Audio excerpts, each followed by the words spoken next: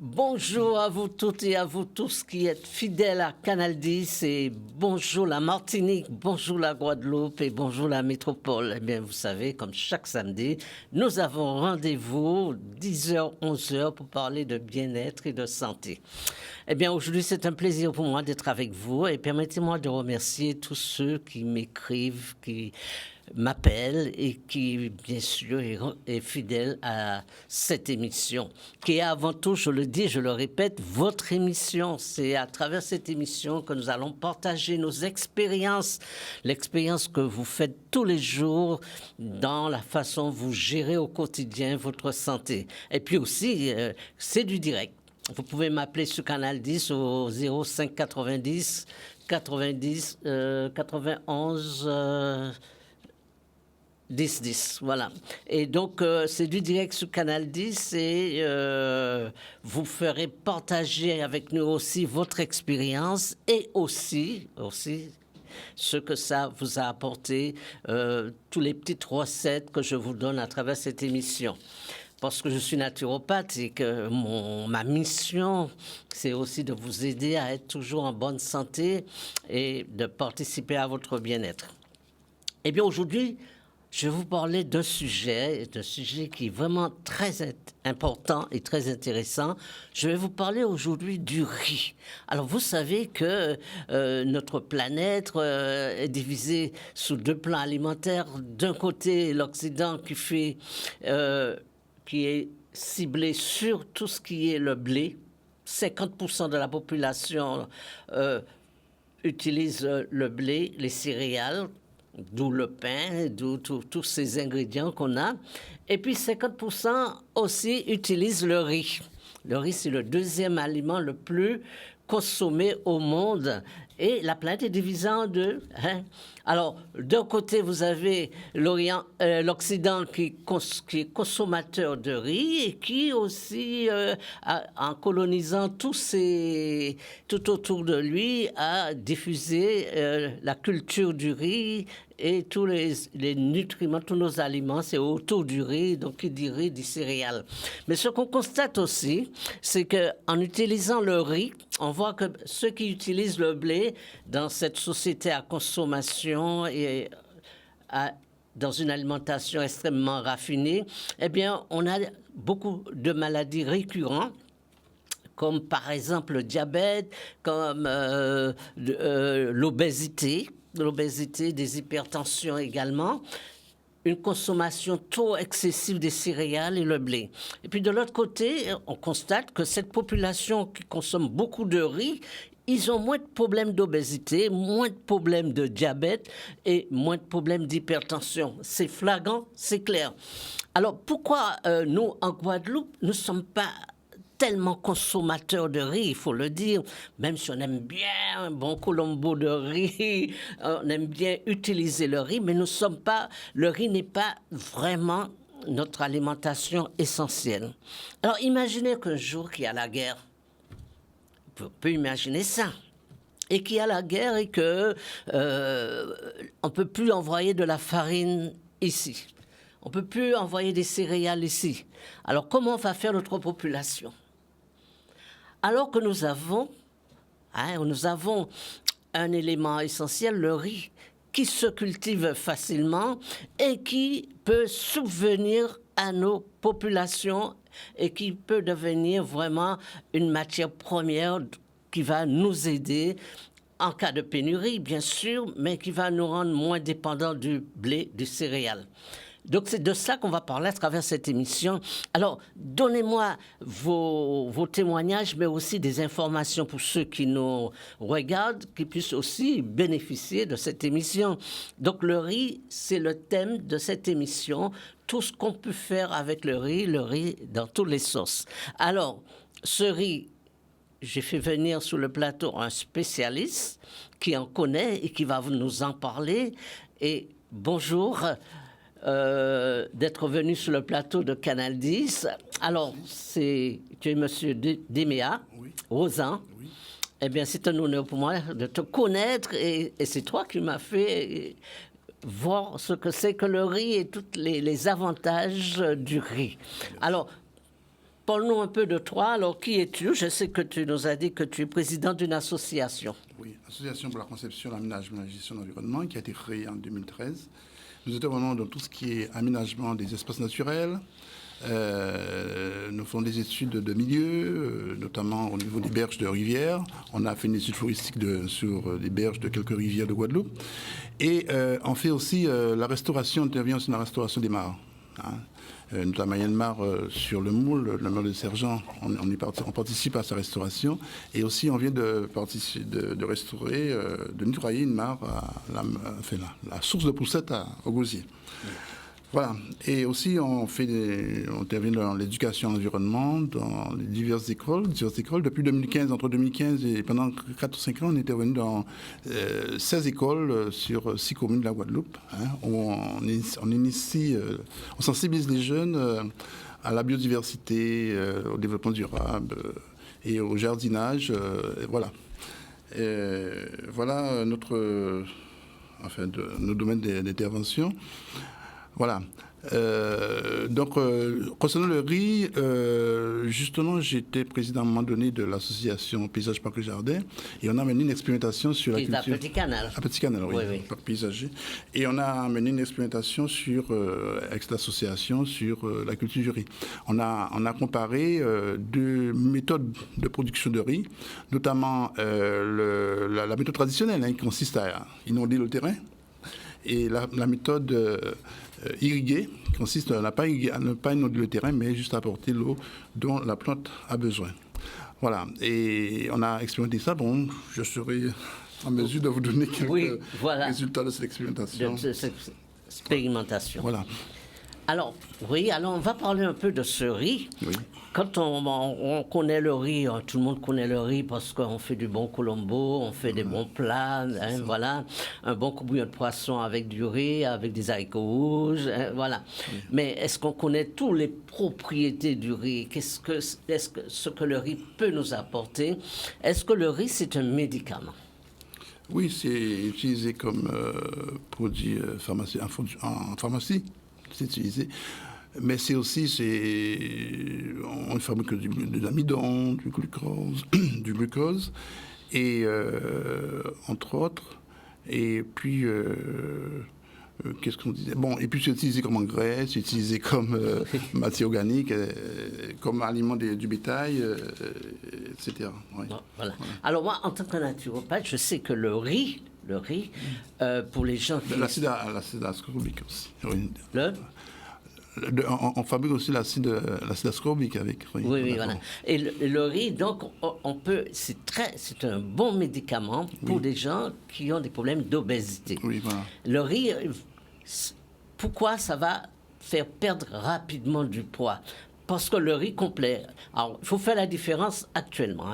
Il y a le riz qu'on cultive, le riz complet, le riz naturel, qui n'a pas été traité, qui n'a pas reçu dedans des pesticides, qui n'a pas été, qui n'a pas été transformé, qu'on achète souvent dans les magasins, dans les supermarchés, un peu partout. Nous, ici, on parle du riz complet, plusieurs variétés de riz complet. Et le riz, quand quelqu'un fait une cure de riz complet, par exemple, pour perdre du poids, et au bout d'une semaine, cette personne constate une perte de poids énorme. Il faut savoir aussi que le riz, il est bon pour l'hypertension. C'est une bonne plante pour l'hypertension, et on va le voir plus loin.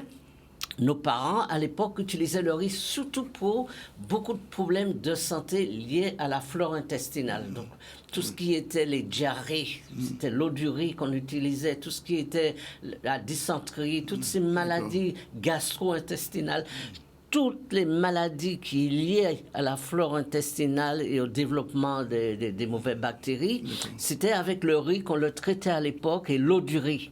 On a perdu cela, bien sûr, de vue.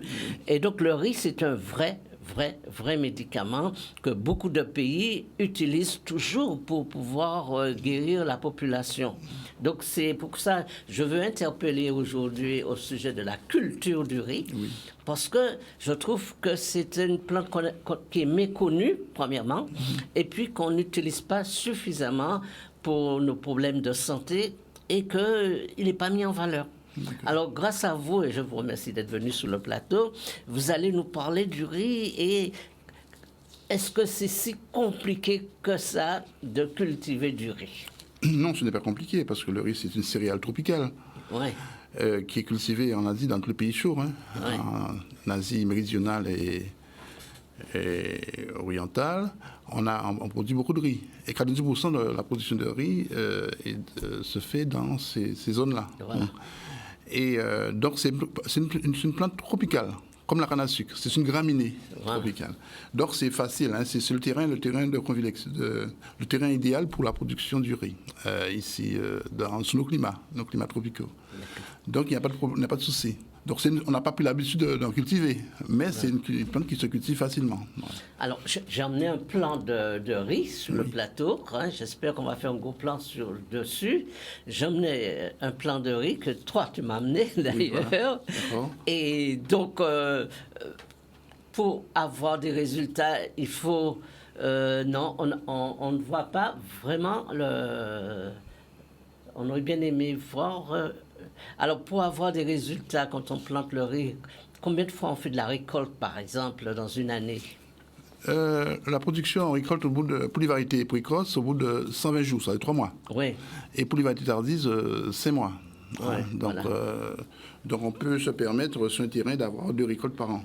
Ouais. Donc, au bout de 3 mois, on a déjà des résultats sur le riz. On peut récolter. Oui. Alors, c'est vrai qu'on ne peut pas voir là les épis de riz parce que c'est vrai.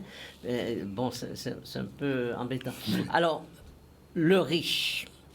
Pourquoi en Guadeloupe, c'est pas cultivé? On n'a pas cette culture du riz en Guadeloupe. Je pense que c'est une production qui n'a pas été développée. Comme la canne à sucre ou bien la banane, ce sont pas des cultures qui...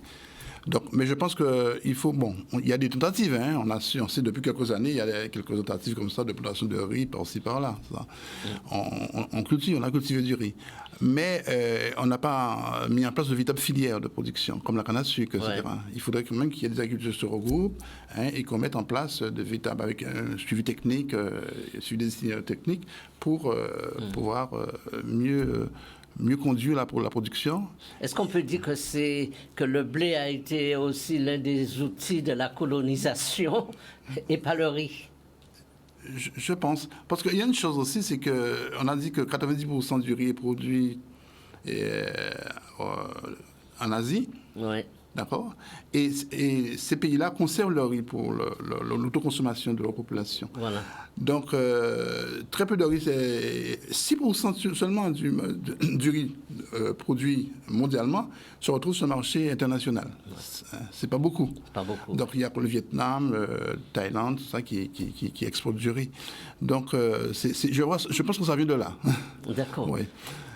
Mais il y a aussi ce que je regarde sur les rayons dans les supermarchés, des rayons de riz. Il y a toute variété de riz, il y en a énormément. Je me dis que si on cultivait du riz en Guadeloupe, hein, le prix que coûte le riz, 1 kilo de riz, on aurait pu... C'est quelque chose qui est rentable pour un cultivateur du riz. C'est rentable de cultiver du riz. Oui, ça pourrait être rentable. Ça peut être rentable. Ça dépend des coûts de production. Localement, il faut voir. Ouais. Mais j'ai calculé, si on consomme 10 kilos, 20 kilos de riz par habitant et par an, ouais. Il nous faudrait 1600 hectares. Ouais. Donc, on n'est pas obligé de produire 1600 hectares. Je pense qu'avec 500 hectares uniquement, dans le cadre d'une filière bien organisée, ça pourrait être intéressant. On aurait un riz produit localement de bonne qualité éventuellement et qui serait à la portée d'une certaine bourse. Ah. Certaine bourse. Voilà. Donc le riz importé serait peut-être moins cher, peut-être, hein, mais consommé par une partie de la population, mais on aurait un riz qui serait de qualité, peut-être plus cher, qui augmenterait peut-être le revenu des producteurs, des agriculteurs. Oui. Voilà. Bon, moi je le vois comme ça. Voilà. Bon, mais effectivement, il faudrait entre 1500 et 1600 hectares pour produire la production, le riz dont la population a besoin. Donc il y a un marché du riz en Guadeloupe. Il y a un marché du riz à développer. Oui, un marché du riz à développer, ça c'est sûr. Voilà. Parce qu'on consomme du riz, on consomme Les gens consomment beaucoup de riz. Oui, voilà.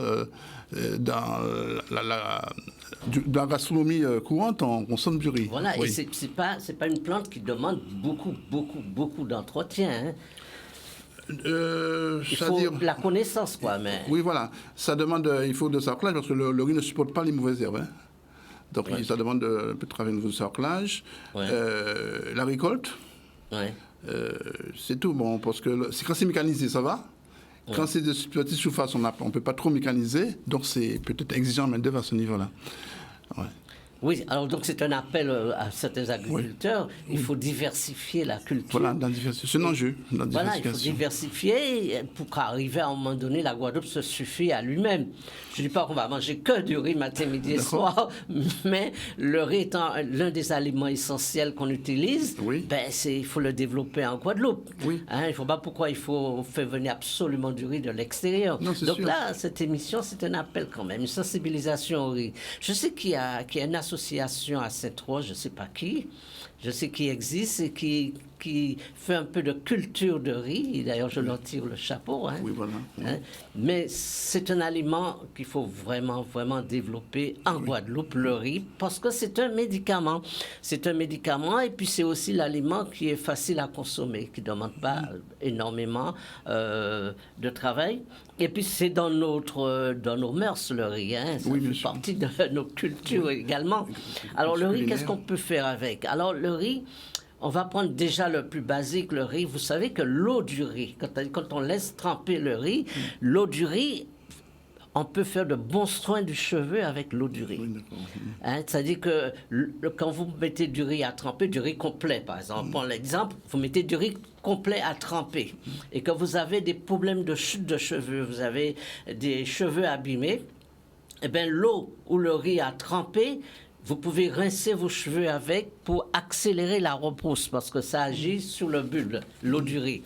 Donc vous voyez, donc c'est quand même important. Alors là, je parle toujours du riz qui est cultivé d'une façon naturelle. C'est pas du riz traité.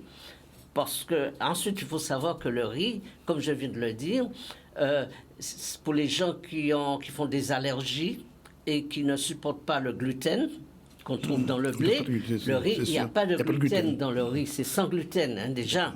Donc le riz est vraiment très bien pour toutes les associations, tous les gens qui font du vegan, du végétarien. Le riz, c'est super comme aliment. On prend un appel. On va passer un instant en pub et puis on revient sur le riz.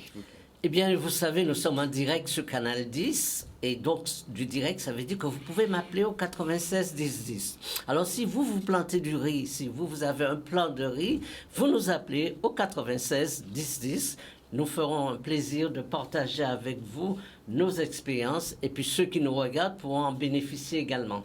Alors, tout de suite, on va aller dans le vif du sujet. Je vais vous présenter les différentes variétés de riz que l'on peut cultiver. Alors, tu m'as apporté 2 variétés de riz. Là, il y a une variété. Là, il n'y a qu'une seule variété de riz. Est-ce qu'on peut faire un gros plan dessus? Voilà, on a une variété de riz là. Et celui-là, c'est ce qu'on trouve en Guadeloupe. Hein. C'est cette variété. Il n'y a que 2 variétés en Guadeloupe. Non, ça du moins, j'ai cette variété-là. Voilà. Bon, il y a peut-être des gens qui ont d'autres variétés. Oui. D'accord. Donc là, voilà, nous avons un plan du riz. Voilà. Donc on voit bien les épis qui sont là, qui sont ici. Voilà. Donc celui-là, c'est à peu près, c'est celui qu'on trouve souvent dans le commerce, le riz long, là. Oui, voilà. Voilà, celui-là, c'est un peu le riz long. Voilà. Oui, donc, voilà une variété de riz. Donc, nous avons les grains, nous avons les feuilles de riz, et puis nous avons la tige et puis les racines. Alors, ce riz-là que nous avons ici présent, parce que je vais maintenant faire un plan dessus, je vais le présenter comme ça, voilà. Hein? Voilà, nous avons un gros plan sur le riz. Nous disons que c'est très facile à cultiver. Voilà. Et qu'est-ce qu'il faut pour avoir du riz, pour cultiver ce riz? Bon, alors, il faut une pépinière. Ouais. Il faut déjà pour faire germer le riz, il faut que le riz soit, le grain, le paddy, soit âgé de 3 mois à 1 an. Ouais. Après un an, le grain perd de sa faculté germinative. Donc il faut semer avant. Mais il faut semer après 3 mois parce qu'il faut que, lorsqu'on récolte, il faut que le paddy soit mûr. Parce qu'il faut que le grain termine sa maturité physiologique, on a dit, de notre langage. Et là, il faudrait faire tremper pendant 24 heures à 48 heures dans de l'eau tiède, si possible. Ah ouais, voilà, de l'eau tiède. Et puis semer d'abord en pépinière, faire un mélange de terre, un feu de labour, et puis après on sème. Et après un mois, si c'est en système irrigué, après un mois, on repique. Oui. Et si c'est un système inondé, on repique après un mois. Et si c'est un système irrigué, après 8 jours, 10 jours, lorsque le plant au stade 3 feuilles, on peut repiquer. Voilà. Alors le système irrigué, on plante individuellement chaque plant, individuellement. Oui. Donc espacé de 26 cm, d'accord. Et un système inondé, par des touffes, on fait des touffes de 3-4 plantes. Oui. Qu'on met comme ça. Donc, et là, lorsqu'on a repliqué, il faut attendre, il faut fertiliser. On peut soit fertiliser, apporter de la matière organique, du fumier, du compost, ou qu'importe, et très peu d'engrais. Ou bien encore un système inondé, on apporte une fertilisation phospho-potassique, azotée et phosphatée. Azotée, phosphatée, c'est-à-dire superphosphate par exemple, ou phosphate d'ammoniac, un engrais à base qui apporte de l'azote et du phosphore. Ouais. Mais je veux dire que pour planter du riz, on n'a pas nécessairement besoin de beaucoup d'eau. Non, pas beaucoup d'eau, pas forcément. Voilà, pas nécessairement. Non, d'accord. Parce qu'il y a 3 systèmes. Le système inondé, on fait beaucoup d'eau. Oui. Le système irrigué, on irrigue comme toutes les cultures. Oui. En faisant attention que le sol soit suffisamment humide, soit toujours humide. Oui. Et le système, le riz de montagne, le riz pluvial. Voilà. Le riz pluvial qu'on cultive souvent en montagne. Donc il y a 3 méthodes de culture. Non, mais il n'y a pas de... Donc, voilà. Ces 3 méthodes-là peuvent être utilisées sans trop de difficultés ici. Qui pousse facilement en Guadeloupe et on peut planter, quelle que soit la région en Guadeloupe. Quelle que soit la région. Voilà, d'accord. Alors, je vais vous présenter différentes variétés de riz que j'ai pris un petit peu partout. Alors, il y en a, je crois... quelle quantité de variétés? Je crois qu'il y a plus de 1000 variétés. Oui, il y a énormément de variétés. On crée des variétés régulièrement au niveau de la recherche. Voilà. Des variétés à paille longue, à grains courts, à grains longs, etc. Donc il y a de multiples variétés. Voilà. Alors là, sur le plateau, j'ai emmené ce qui est le plus courant, qu'on connaît bien, le riz noir.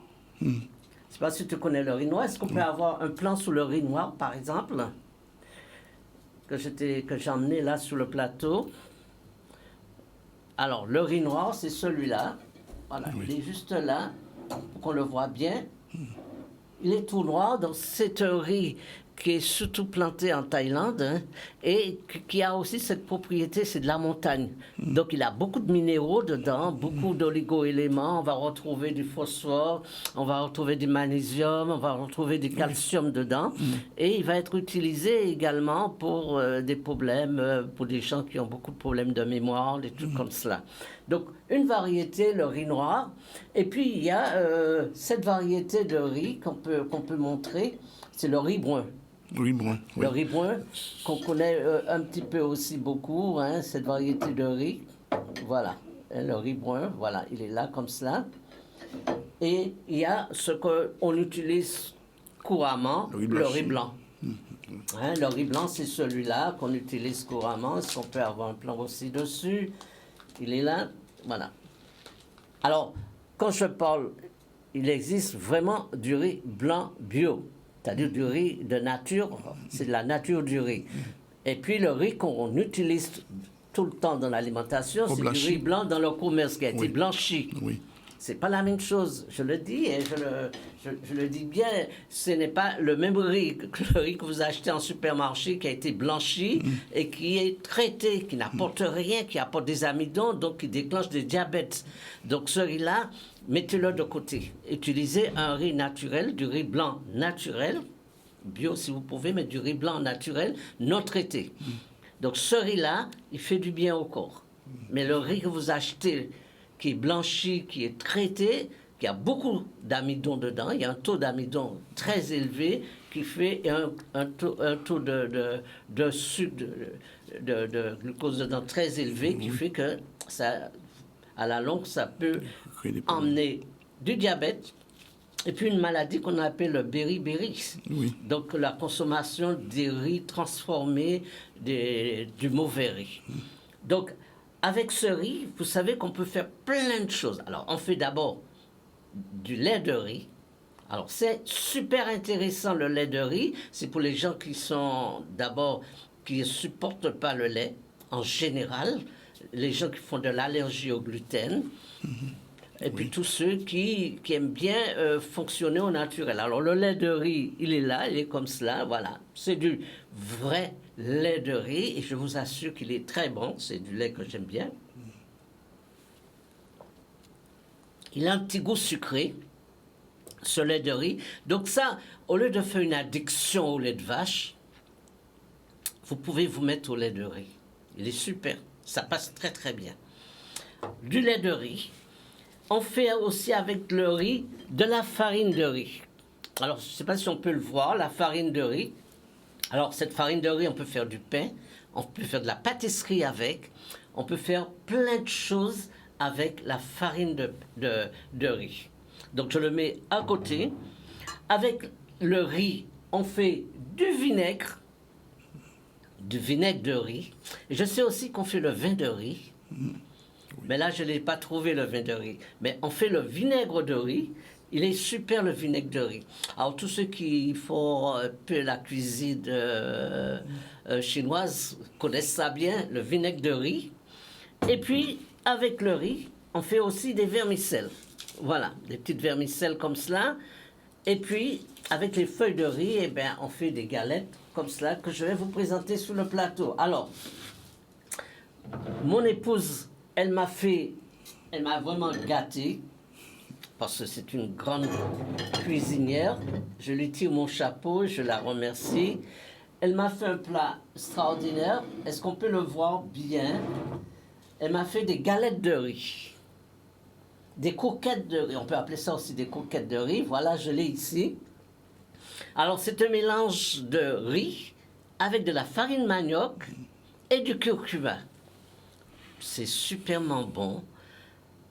Farine manioc, curcuma et des boulettes de riz. Alors, elle m'a fait cela. Je vais vous montrer comment c'est. Alors, le voilà. On va juste couper pour montrer l'intérieur.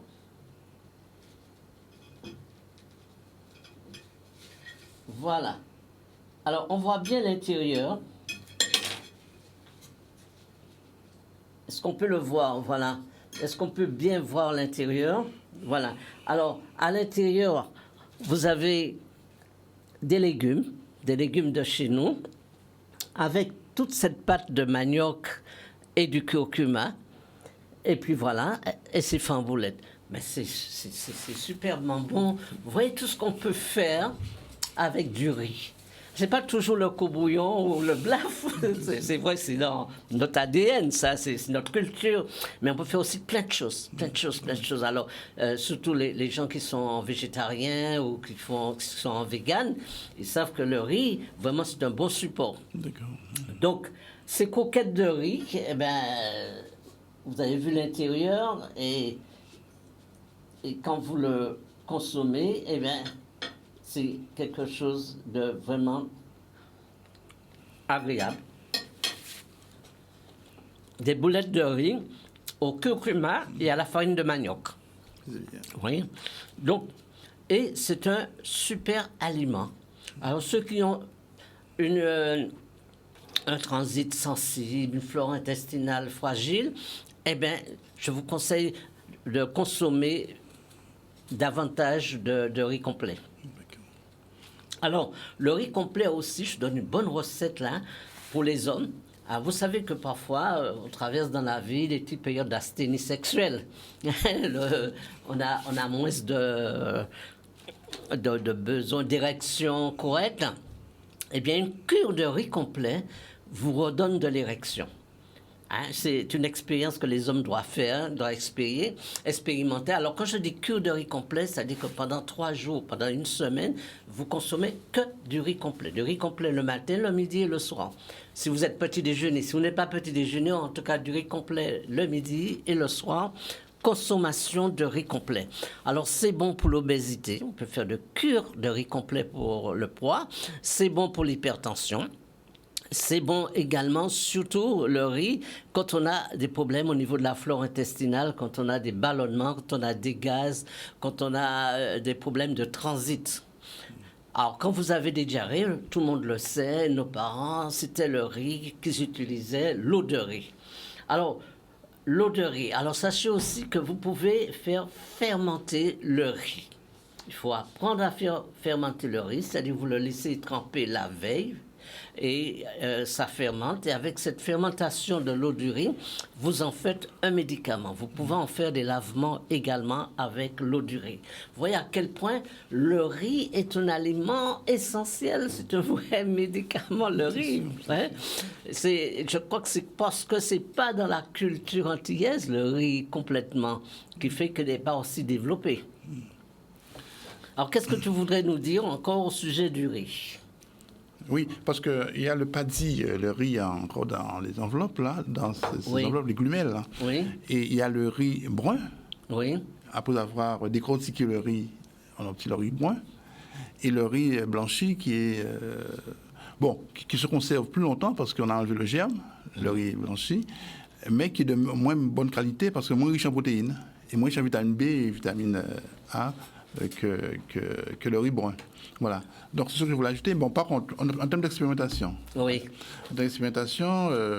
avons conduit une expérimentation visant à comparer 2 méthodes de production du riz. Oui. La méthode irriguée et la méthode inondée, comme je le disais, à Petit Canal. Et on s'est rendu compte que les rendements étaient aussi bons.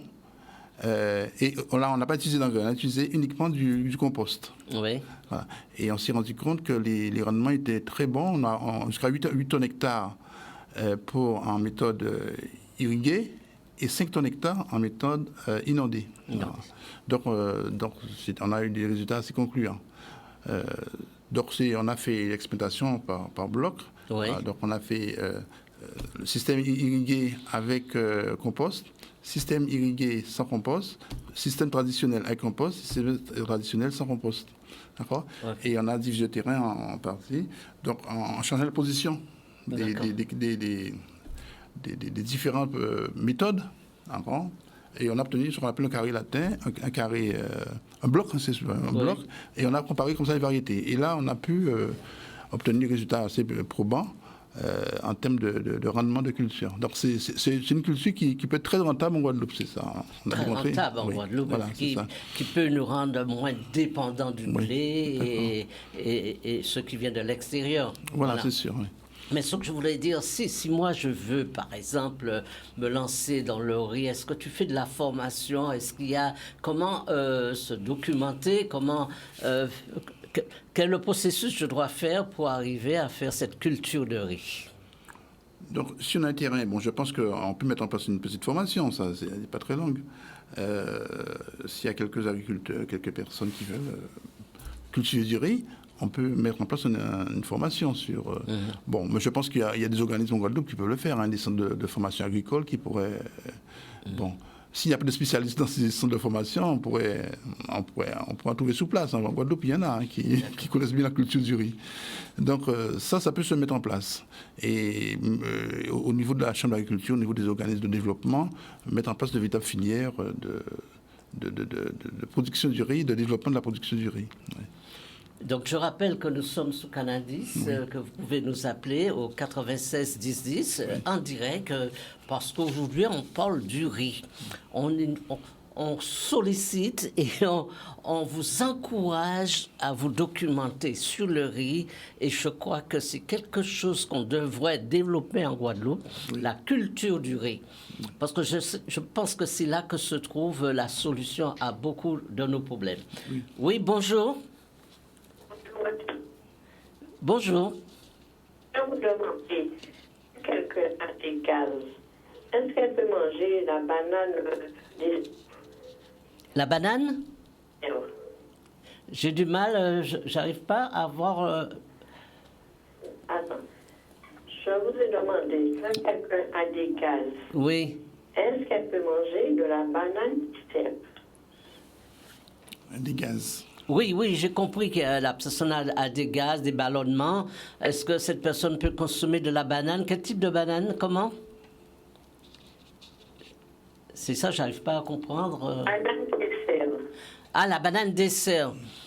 Ben oui, oui, oui, parce que la banane, au contraire, va aider beaucoup le transit, parce que la banane, c'est pas un aliment acide, c'est pas un aliment qui fermente, qui accélère le ballonnement ou qui rend des difficultés au transit. Au contraire, oui, oui, cette personne peut le consommer. On me dit que ça va me gonfler de le manger. Ah non, pas la banane. Pas la banane. Non, non, pas la banane. Non, la banane, au contraire, je vous encourage d'en consommer, d'en manger.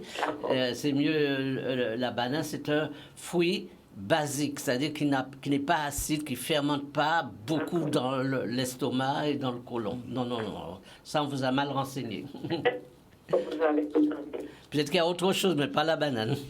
Le lait de riz, on le trouve où? Les galettes de riz. Non, le lait. Ah, le lait de riz, ben, vous les trouvez partout maintenant, mais ils ne viennent pas de chez nous, ils viennent de l'extérieur, parce qu'ici, on ne produit pas du lait de riz. Mais ce que je voudrais dire dans l'émission, vous pouvez faire du lait de riz. Vous savez, pour vos ballonnements, pour vos problèmes de ventre, essayez de boire l'eau du riz. Par exemple, je vous donne un exemple. Quand vous achetez du riz complet, déjà, au départ, et quand vous faites, avant de faire cuire votre riz, vous le faites tremper. Vous savez que vous pouvez faire tremper le riz la veille, le soir, avant d'aller vous coucher, vous le mettez à tremper. Vous pouvez faire, si vous n'avez pas eu le temps, vous pouvez tremper votre riz une demi-heure ou 1 heure avant, faites tremper le riz.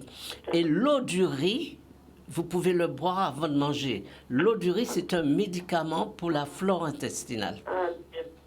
Ouais, pour éviter les ballonnements, pour éviter des problèmes de constipation, pour éviter les diarrhées, les trucs comme ça.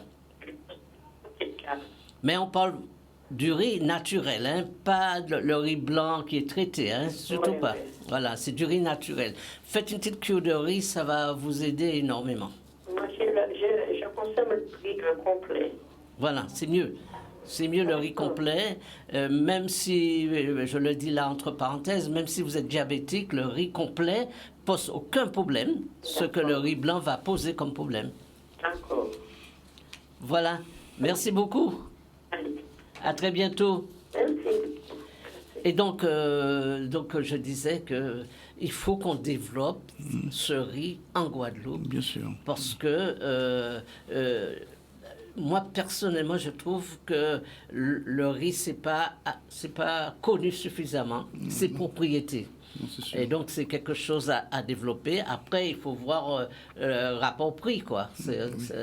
Mais je dis que ce qu'on dépense pour certains aliments, le riz peut apporter beaucoup plus. Oui, bien sûr.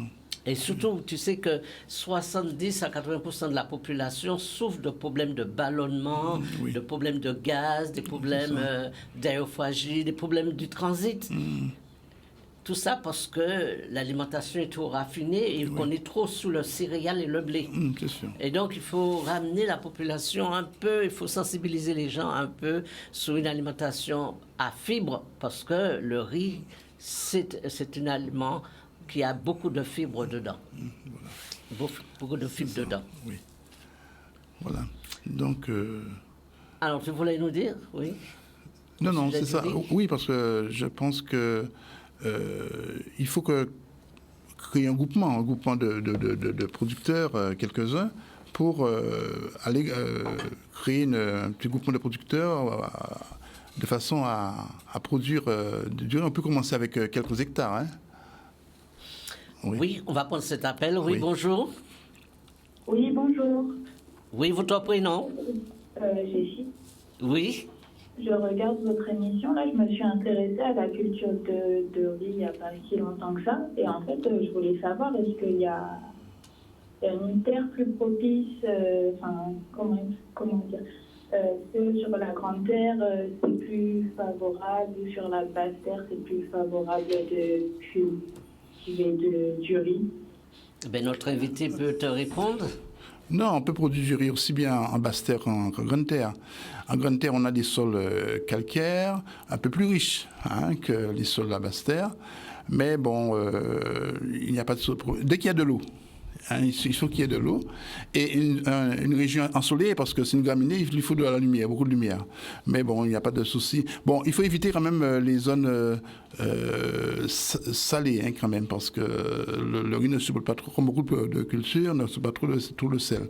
Mais bon, il n'y a pas de souci. Les sols de la grande terre, ce sont des sols assez riches, argilo-calcaires, qui sont et surtout les sols argileux, ça convient bien à la culture du riz. Oui. D'accord. Ça répond à votre question? Oui, ça répond à ma question. Alors, j'espère que vous allez planter beaucoup de riz. C'est pas encore C'est pas évident. dans mes projets, mais c'est intéressant de savoir. Ouais. En tout cas, merci pour votre appel et puis je vous souhaite un bon week-end. Merci. Oui, à bientôt.